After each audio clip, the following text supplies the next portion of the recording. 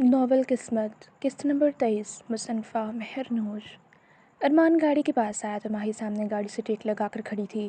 اسے دیکھ کر بنا کچھ کہے گاڑی میں بیٹھ گئی۔ ارمان نے اس کا سارا سامان پیچھے ڈکی میں رکھا اور خود بھی ڈرائیونگ سیٹ سنبھال لی۔ گاڑی ہاسٹل سے نکل چکی تھی اور اب بلڈنگ کی طرف رواں دواں تھی۔ وہ کنکیوں سے بار بار ہیر کے چہرے کو دیکھ رہا تھا جس پر دبا دبا غصہ واضح تھا۔ وہ بار بار اپنے جبڑے بھینچ کر اپنا غصہ قابو کرنے کی کوشش کر رہی تھی۔ وہ اس وقت شدید اضطراب کا شکار لگ رہی تھی۔ یقیناً یہ ان باتوں کی وجہ سے تھا جو شیزا نے اس سے کہی تھیں۔ اس نے سیٹ کی پشت سے ٹیک لگا کر آنکھیں بند کی ہوئی تھیں۔ وہ گاڑی میں ہمیشہ ایسے ہی بیٹھتی تھی۔ ارمان بس اپنے خیالوں میں سوچ رہا تھا۔ وہ بار بار ماہی کو مخاطب کرنے کے بارے میں سوچتا مگر پھر خاموش ہو جاتا۔ ماہی کے کان اس وقت سائیں سائیں کر رہے تھے۔ اسے شیزا پر اتنا غصہ آ رہا تھا کہ حد نہیں۔ اس کا بس چلتا تو اس کا گلا ہی دبا دیتی۔ وہ لڑکی کیسے اس کے حیدر پر اپنی ملکیت جتا سکتی ہے؟ کس طرح غرور اور تکبر سے کہہ رہی تھی کہ ارمان صرف میرا ہے، اسے چھوڑ دو۔ وہ کیوں چھوڑے اپنے حیدر کو؟ اتنے سالوں اذیت تکلیف اس نے برداشت کی تھی کہ آخر میں کسی معمولی سے شیزا ملک کے کہنے پر وہ اپنے شوہر کو چھوڑ دے۔ وہ ہوگی اس شہر کے بہت بڑے بزنس ٹائکون کی بیٹی۔ ہیر بھی اپنے حیدر کی بیوی تھی۔ ہیر کا دل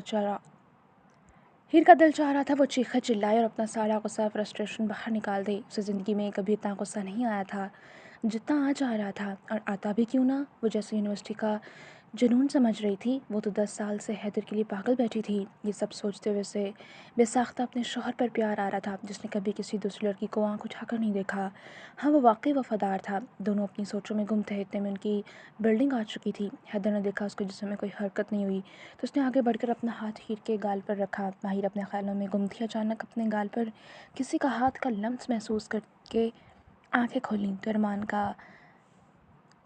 ارمان اپنا ہاتھ ہیر کے گال پر رکھ کر اسے پیار سے دیکھ رہا تھا۔ کچھ پلوں کے لیے دونوں کی نظریں ملیں، پھر ماہر اپنی سائڈ کا دروازہ کھول کر گاڑی سے اتر گئی۔ حیدر بھی اتر گیا مگر وہ واضح دیکھ سکتا تھا وہ ابھی تک غصے میں تھی۔ اس نے گاڑی کی بیک سیٹ کھولی اور اپنے دونوں ہاتھوں میں جتنے بھی شاپنگ بیگز پکڑ سکتی تھی پکڑ لیے۔ حیدر اسے روکنا چاہتا تھا کہ میں خود ہی پکڑ لوں گا مگر اس کے غصے سے ڈر کر خاموش ہی رہا۔ ارمان حیدر نے بھی ماہی کا سارا سامان ڈکی سے باہر نکالا اور اب وہ دونوں بلڈنگ کے لفٹ میں داخل ہو چکے تھے۔ ماہی بالکل ارمان کے ساتھ چپک کر کھڑی تھی۔ اسے یقیناً لفٹ کے اندر کھڑے ہونے سے گھبراہٹ ہو رہی تھی۔ ماہر کو عادت نہ تھی لفٹ میں کھڑے ہونے کی، اس وجہ سے وہ خوفزدہ تھی۔ ارمان بے ساختہ مسکرایا۔ لفٹ 5ویں فلور پر رکی اور ایک جھٹکے سے اس کے دروازے کھل گئے۔ وہ حیدر کی سنگت میں چلتی فلیٹ کے دروازے تک آئی۔ اب ارمان سارا سامان نیچے رکھ کر دروازہ کھول رہا تھا۔ دروازہ کھلنے کے بعد وہ دونوں اندر داخل ہو گئے۔ ماہر نے سارا سامان لاؤنج کے صوفے پر رکھا، اپنا حجاب کھولا اور کمرے میں چلی گئی۔ پیچھے حیدر کچھ مضطرب سا اس کی پشت کو دیکھ کر رہ گیا۔ کچھ دیر بعد وہ کمرے سے دوبارہ نکلی۔ اس کے چہرے پر پانی کے شفاف قطرے ٹپک رہے تھے۔ یقیناً وہ اپنا منہ دھو کر آئی تھی اور شاید اپنے غصے کو قابو کرنے کی کوشش میں تھی۔ وہ حیدر سے بنا کوئی بات کر کے سیدھا کچن میں چلی گئی اور حیدر بھی اپنا سر جھٹک کر سارا سامان اٹھا کر کمرے میں لے گیا۔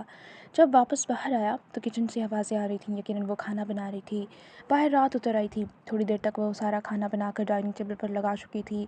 ارمان خاموشی سے آ کر بیٹھ گیا۔ اس کے چہرے پر ہنوز غصہ تھا۔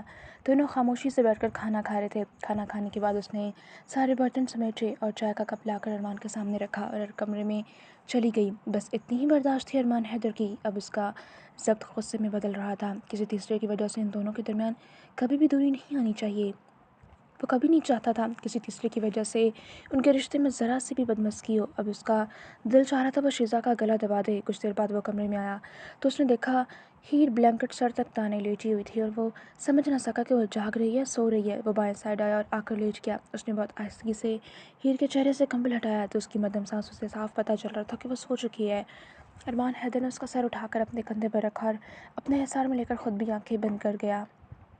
ایک نئی صبح کا آغاز ہو چکا تھا۔ سورج کی روشنی چھن سے کمرے میں آ رہی تھی جس نے ارمان کی نیند خراب کی۔ وہ اپنی آنکھیں مسلتا ہوا جاگا تو اس نے دیکھا ماہی گہری نیند سو رہی تھی۔ اس نے اپنا ہاتھ بڑھا کر اس کے چہرے سے بال پیچھے کرنے چاہے مگر جیسے اس کا ہاتھ ماہی کے چہرے سے ٹچ ہوا تو حیدر کو لگا اس نے جیسے جلتے ہوئے انگاروں کو چھو لیا۔ اسے بہت تیز بخار تھا۔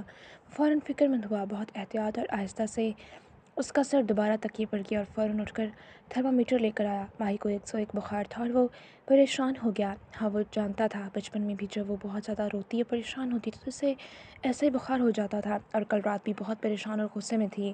یقیناً یہ اس وجہ سے ہی تھا۔ اس کی ساری ٹینشن، پریشانی، دکھ اور تکلیفیں بخار سے ہی باہر نکلتی تھیں۔ तकरीबन 2 घंटे तक अरमान उसके सिरहाने बैठा, उसके सर पर ठंडे पानी से पट्टियाँ कर रहा था। तब जाकर माही के बुखार में कुछ कमी आई। अरमान उसे सोता छोड़कर खुद फ्रेश होने चला गया। फ्रेश होने के बाद वापस कमरे में आया तो दिमाग को कुछ सुकून मिला। माही ब्लैक कलर के ट्राउज़र और शॉर्ट शर्ट नाइट ड्रेस में सोती हुई इतनी क्यूट लग रही थी कि अरमान को बेसाख्ता उस पर प्यार आया। चेहरा बुखार की वजह से लाल अनार हो गया था। वो सीधा किचन में आया और माही के लिए कुछ नरम सा नाश्ता बनाने लगा ताकि जब वो उठे उसे नाश्ता करवाकर उसे मेडिसिन दे सके। वो सारा नाश्ता तैयार कर चुका था। इतने में मेन दरवाजे की घंटी बजी। वो अपना हुलिया ठीक करता हुआ दरवाजे तक आया और जैसे ही उसने दरवाज़ा खोला उसके वहम गुमान में भी नहीं था कि सामने एमाया और शीज़ा खड़ी होंगी। शीज़ा को देखकर उससे कल का सारा वाक़या याद आया और गुस्से से उसने अपने जबड़े और मुट्ठियाँ भींच लीं। उसकी वजह से माही ने पिछले 12 घंटों से उससे कोई बात नहीं की थी। उसका दिल तो चाहा कि अभी इसी वक्त इस लड़की को जान से मार दे, मगर क्या करता। वो उसके घर की दहलीज पर खड़ी थी। मतलब साफ था वो मेहमान थी। इससे पहले कि वो तीनों कुछ बोलते पीछे से आवाज़ आई, हैदर। अरमान ने फ़ौरन पीछे मुड़ कर देखा। वो इसी तरह ब्लैक नाइट ड्रेस में, बालों का मैसी सा चूड़ा बनाया, लाल चेहरा लिए, बुखार की वजह से कमज़ोरी के साथ पीछे कुछ फासले पर खड़ी थी। जैसे अरमान ने चेहरा पीछे मोड़ा, माही को वो दोनों नजर आईं। नए सिरे से गुस्से की एक लहर माही के सारे जिस्म में दौड़ी। माही को इस तरह अरमान के घर में पूरे हक के साथ, वो भी इन कपड़ों में खड़ी देखकर शीशा के अंदर जैसे किसी ने चिंगारियां भर दी। उसका बस न चला वो इस लड़की को जान से मार दे, मगर नहीं, इसके लिए अभी उसे बहुत लंबी प्लानिंग करनी थी। खुद उसका अपना लिबास माही के लिबास से दोगुना बेहुदा था। माही का लिबास बहुत ढीला था, जबकि शीज़ा मिनी शर्ट और जीन्स में थी जो उसके जिस्म के अज़ा को वाज़ेह कर रहे थे। माही अपना गुस्सा निकालना चाहती थी, मगर अचानक उसका दिमाग में कुछ आया। उसने अपना चेहरा बिल्कुल नॉर्मल किया और मुस्कुराती हुई अरमान के पास आई। आप दोनों यहाँ, खैरियत? ये सवाल पूछने वाली माही थी और वो बिल्कुल खुशबाश चेहरे के साथ। शीज़ा तो बस उसे भस्म कर देने वाली नज़रों से देख रही थी, मगर वो भी माहिर अरमान हैदर खान थी। दूसरी तरफ फ़र्क किससे पड़ रहा था? हाँ माही, तुम्हें पता है शीज़ा ने यहाँ तुम लोगों की बिल्डिंग में एक फ्लैट से बिल्कुल नीचे वाला फ्लैट ले लिया है। अब इसे वो यहीं रहा करेगी। बस इसलिए हमने सोचा नए नए नेबर से मिला जाए। अब तुम लोग आपस में नेबर बन गए हो। अमाया की इस बात पर माही और अरमान दोनों अंदर तक जल गए। दोनों का हाल बिल्कुल एक जैसा था। दोनों ने एक दूसरे को देखा। दोनों की नज़रें मिली और आंखों में एक जैसा तासुर उभरा। दोनों ही जानते थे शीज़ा ने ऐसा क्यों किया है। वो बस इन दोनों की ज़िंदगी में दखल अंदाजी करना चाहती है। इसके लिए उसे यही बेहतर लगा कि वो इन दोनों के घर के पास अपनी रहाइश कर ले। माही का दिल चाहा इस लड़की का मुंह तोड़ दे और अरमान का तो इसका गला दबाने को दिल चाह रहा था, मगर सारी सोचों को दिल के अंदर दबाकर माही मुस्कुरा कर बोली, तो आप दरवाजे में क्यों खड़ी हैं? अंदर आए ना। अरमान को उम्मीद न थी हीरा ऐसा कहेगी। माही अरमान की तरफ हुई और उसका हाथ पकड़कर थोड़ा नीचे पीछे किया तो वो दोनों अंदर दाखिल हो गई। अरमान ने आगे बढ़कर दरवाज़ा बंद किया। वो दोनों आईं और लाउंज के सोफे पर बैठ गईं। बुखार की वजह से माही के जिस्म में बहुत ज़्यादा कमज़ोरी हो गई थी। वो दीवार पर हाथ रखकर थोड़ा सा चली, मगर चकरा गई। इससे पहले वो ज़मीन बोस होती, अरमान ने उसे फ़ौरन पीछे से पकड़ा। हीर, क्या हुआ? तुम ठीक तो हो ना? अरमान को तो फ़ौरन अपना दिल रुकता हुआ महसूस हुआ। वो डर गया था। अरमान की आवाज़ पर दोनों ने चेहरे मोड़कर पीछे देखा तो वो पूरी तरह अरमान के हिसार में खड़ी थी। दोनों अंदर तक जल गईं। तुम्हें पता नहीं चल रहा क्या? तुम्हें इतना तेज़ बुखार है, फिर कमरे से बाहर क्यों आई? तुम्हें रेस्ट करनी चाहिए थी। चलो अब इधर आओ, बैठो। अरमान उसे अपने बाजुओं के हल्के में लेता हुआ सोफे तक लाया और बिठाया। फ़ौरन किचन में गया और पानी लाया। अब उसे अपने हाथों से पानी पिला रहा था। शीज़ा की आंखों से अंगारियाँ निकल रही थीं। वैसे तुम लोगों के घर मेहमान को कुछ खिलाने पिलाने का रिवाज नहीं है? इस बात पर दोनों ने सर उठाकर इनकी तरफ देखा। नहीं, जो ज़बरदस्ती मेहमान बने इनको हम कुछ नहीं खिलाते पिलाते। अरमान ने दांत पीस कर जवाब दिया। क्या लेना पसंद करेंगे आप लोग? माही ने मुस्कुराकर पूछा। अरमान ने सर्द निगाहों से माही को देखा और उसके हाथों पर अपने हाथों से गिरफ्त सख्त की। दोनों की नज़रें मिली। अरमान शोलाबाज आंखें लिए माही को घूर रहा था। माही ने शिकवा कना आंखों से अपने शौहर की तरफ देखा और अरमान का गुस्सा झाग की तरह बैठ गया। 2 कप हॉट चॉकलेट कॉफ़ी। अब जवाब अमाया की तरफ से आया। इन दोनों की आंखों का इर्तिकाज़ टूटा। हम दोनों में से कोई कॉफ़ी नहीं पीता, इसलिए वो हमारे घर में मौजूद नहीं है। माही ने बज़ाहिर मुस्कुरा कर कहा, मगर अंदर से दिल जल रहा था। ये सुनकर अमाया का मुंह लटक गया। माही की तबीयत तो ठीक नहीं है, वो तो शायद आज यूनिवर्सिटी न जाए। तो अरमान, क्या तुमने यूनिवर्सिटी नहीं जाना? वो एक्चुअली मेरी गाड़ी ख़राब होगी, तो प्लीज़ मुझे भी साथ लेते जाना। शीज़ा की इस बात पर माही का सब्र बर्दाश्त की आखिरी हदूद को छू रहा था। अरमान हैदर अभी भी माही की तरफ देख रहा था। नहीं, आज मैं नहीं जा रहा। ये सुनकर शीज़ा को अपने मुंह पर तमाचा लगता महसूस हुआ। वैसे उस दिन हॉल में क्या हुआ था? माही, तुम बेहोश हो गई थी। اب کہ دوسرا ٹریک مایا نے کیا۔ ماہی نے اپنا لائٹ براؤن آنکھیں اس کی آنکھوں میں گاڑی۔ ہاں وہ کیا ہے نا، میں کچھ زیادہ ہی سینسٹیو ہوں۔ اپنے شوٹ کو کسی دوسری لڑکی کے ساتھ شوٹ کرتے ہوئے دیکھنا میرے بس سے باہر تھا، اس لیے دماغ گھوم گیا۔ میں تو اس لڑکی کا سر پھاڑنے جا رہی تھی، مگر اسٹریس کی وجہ سے بے ہوش ہو گئی، اس لیے وہ میرے ہاتھوں بچ گئی، ورنہ میری جگہ وہ ہاسپٹل پڑی ہوتی۔ ماہی نے اتنے سر لہجے میں کہا کہ بے ساختہ مایا کو اپنی ریڑھ کی ہڈی میں سنسناہٹ دوڑتی ہوئی محسوس ہوئی۔ ماہی کے لہجے میں بہت زیادہ ہی پراسراریت تھی۔ اچانک مایا کے ذہن میں گراؤنڈ میں ہونے والی وہ باتیں گونجی جب ارمان نے کہا تھا، تم چھیننے کی کوشش کر رہی ہو مگر چھین نہیں سکتی۔ وہ بات اسے آج سمجھ آئی تھی۔ لاؤنج میں عجیب سی خاموشی چھا گئی۔ اس خاموشی کو فون کی چنگاری آواز نے توڑا۔ یہ ارمان کا فون تھا جو کچن میں پڑا بج رہا تھا۔ ارمان نے اٹھ کر فون لینے چلا گیا۔ شیزا نفرت سے ماہی کو دیکھ رہی تھی۔ کیا بات ہے، تم تو یونیورسٹی میں بڑی نیک پردہ بی بی بنی پھرتی ہو، اور اب ایسا کیسے ڈریس پہنا ہوا ہے؟ ماہی ہنوز مسکرا رہی تھی جیسے اس کی بات کو ہوا میں اڑایا ہو۔ وہ کیا ہے نا، یہ میرا گھر ہے اور اس گھر میں صرف میرا محرم یعنی کہ میرا شوہر ہے۔ اس کے سامنے میں جس طرح کی مرضی کی ڈریسنگ کروں، مجھے کوئی گناہ نہیں۔ میں شیزا ملک تھوڑی ہوں جو یونیورسٹی میں ہزاروں لڑکوں کے سامنے بےہودہ کپڑے پہن کر آئے اور ان کے گلے لگتی پھرے۔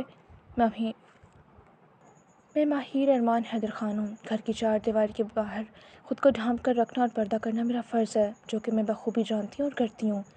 شیزا کو لگا اب ماہی نے اس کے چہرے پر کھولتا ہوا ڈال دیا ہو۔ وہ اس لڑکی کی جرأت پر حیران رہ گئی، وہ اتنی زیادہ چینج ہو گئی تھی۔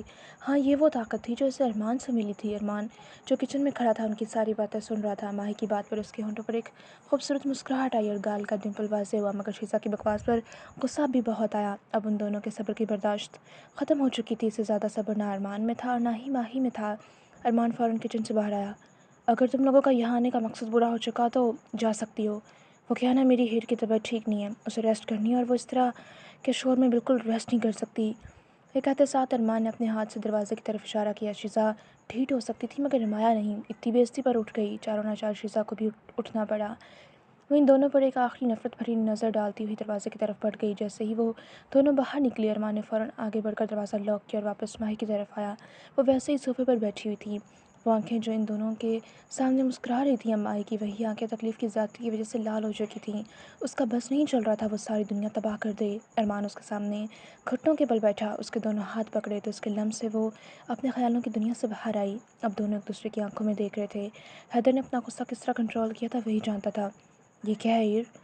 اب ہم دونوں کے درمیان کسی تیسرے کی وجہ سے ایک سیکنڈ کے لیے بھی کوئی دوری نہیں آنی چاہیے۔ تم ان دونوں کی وجہ سے خود کے ساتھ ساتھ مجھے بھی ہرٹ کر رہی ہو۔ ماہی نے کچھ پل ان خوبصورت آنکھوں میں دیکھا اور جب بولی تو وہ کچھ دیر پہلے والی ہیر سے بہت مختلف تھی۔ یہ ہیر تو بہت ٹوٹی ہوئی تھی۔ وہ کیوں ہر بار آ کر آپ پر اپنا حق جتاتی ہے؟ وہ اس طرح آپ کو ٹریٹ کرتی ہے جیسے آپ اس کی پرسنل پراپرٹی ہوں۔ وہ آپ پر کوئی حق نہیں رکھتی، آپ صرف میری ملکیت ہیں۔ آپ پچھلے 20 سال سے صرف اور صرف میرے ہیں، اور 15 سال پہلے ہمارا وہ رشتہ مضبوط ہو چکا ہے۔ آپ کل بھی میرے تھے، آج بھی میرے ہیں اور ہمیشہ صرف میرے رہیں گے۔ میرا بس چلے میں اس لڑکی کا منہ توڑ دوں۔ میں کل سے کس طرح اپنا غصہ قابو کر رہی ہوں صرف میں جانتی ہوں۔